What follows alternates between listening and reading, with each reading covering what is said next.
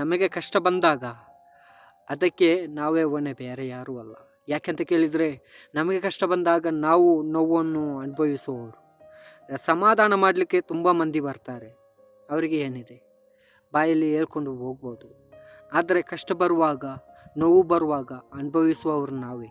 ಅದಕ್ಕೋಸ್ಕರ ಪ್ರತಿಯೊಂದು ಸಹ ಜಾಗ್ರತೆಯಿಂದ ಒಳ್ಳೆಯ ರೀತಿಯಲ್ಲಿ ಎಲ್ಲ ಆಲೋಚನೆ ಮಾಡಿಕೊಂಡು ನಾವು ಮುಂದೆ ಹೋಗಬೇಕು. ಯಾಕೆ ನೋವು ಅನ್ನೋದು ಅಷ್ಟೇ ಈಸಿ ಏನಲ್ಲ. ಯಾಕೆಂತ ಕೇಳಿದರೆ ನಾವು ನೋವನ್ನು ಅನುಭವಿಸಿದ ನಂತರ ಅದು ಮರೆತು ಹೋಗಲ್ಲ. ಕೆಲವೊಂದು ಮರೆತು ಹೋಗುತ್ತೆ, ಕೆಲವೊಂದು ಮರೆತು ಹೋಗಲ್ಲ.